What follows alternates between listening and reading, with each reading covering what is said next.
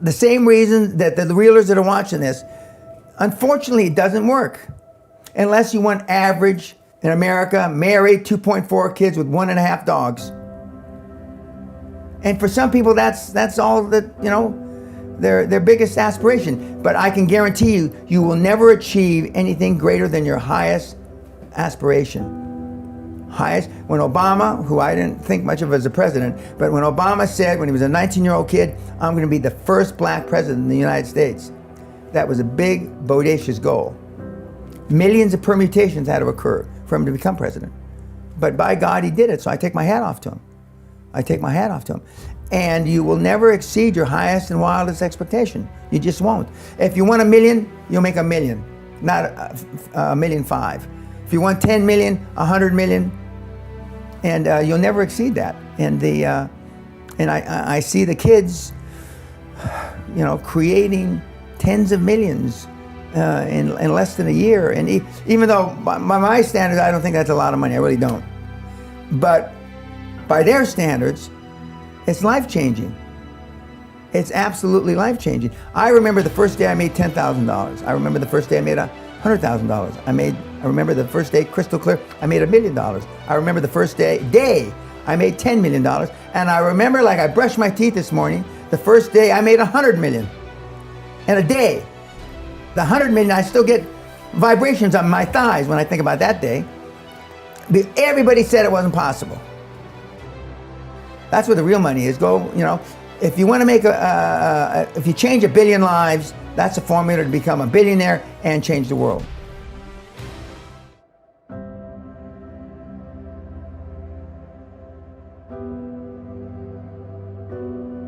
I've trained Peter Sage like that, and I've trained a whole bunch of other guys to be more emotionally tough and to look within, okay, and to practice success before you're successful.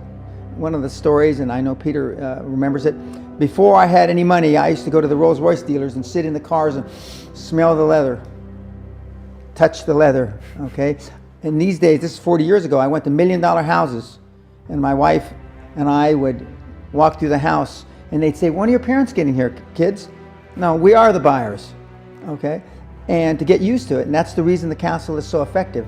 And the reason I stopped giving outside seminars is that the success rate is almost 5 times greater going to the castle, having a butler wait on you, dressing, thinking more of yourself, because self-esteem is the key to high performance.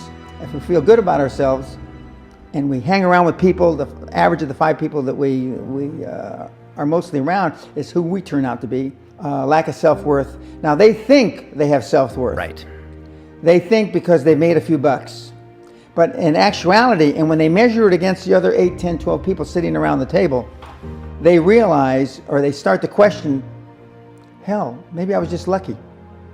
Now, all of us, when you're only a one-trick guy or gal, think, was I lucky?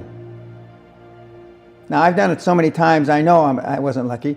I might have been lucky the first time, but I haven't been lucky the 15, 20, 40, 50. I know that. Okay. But maybe I was lucky the first time.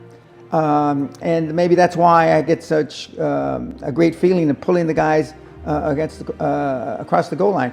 But they all have it's like the first date you ever went on. Do you remember asking the girl? Yeah, I think so. Terrified. Okay. I was too. I practiced in front of the mirror. I practiced in front of my mom. I practiced in front of my little dog. And I was still scared when I asked her. But my life changed when I was pretty much a haphazard kid, got in a lot of trouble, got arrested 4 or 5 times, thrown in jail. Because you know, there's nothing wrong with trying to build a high performance environment. Another one of my great influencers is Toyota automobile. He wrote a book called The Toyota Way, and he said, constant supervised stress. Constant supervised, actually I think he used the word organized stress. What does that mean? It means keep people accountable, right. Just like Peter Sage says. Right. Keep people, what gets measured gets accomplished. And I have signs on most of the business I'm involved in. When you walk in the door, there's a big thing about as big as that painting there. How much daily exercise? Okay. How much time on your affirmations? How much time on your goals?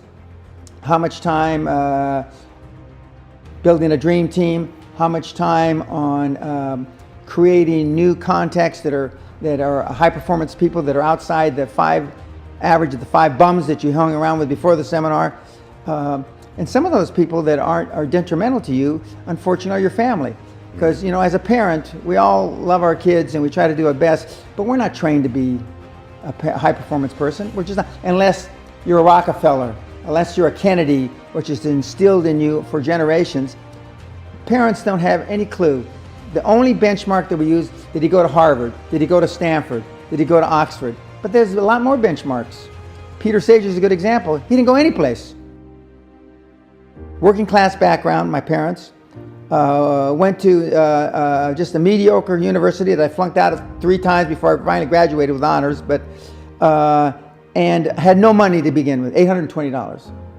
You know, it was no money, but $820. So it's all possible. But I devoted myself to feeling successful. I was wearing suits like this before I could afford them. I only sleep 2 hours, okay? I work 364 days. I only take 1 day off. I think it's Rosh Hashanah, which is the highest holy Jewish day, okay? If you multiply that times 24 years, since I got out of school, he got out of school early. I think he went to Wharton, if I remember correctly. Yeah. Okay. I'm 88 years old. Well, when I did the numbers, and we have a chart about it, and I've done it, I've published it on Twitter, I'm 131 years old. In work years? Work years. Okay. I have 60 more years experience than another guy, almost 70, who worked 40 hours a week, 5 days, and he took 2 weeks off. He took 2 weeks off. Okay. But I've had this much more experience than virtually everybody that I knew. I'm going to make you give me 2 lists. One list, your goals. Intermediate, short-term, long-term goals, okay? Both in personal and business. Then you put another list together, and this is a good exercise for you guys to do. You put another list together and you say who you met with from Sunday midnight till Saturday midnight for 1 week. Who you talked to or who you met with, okay?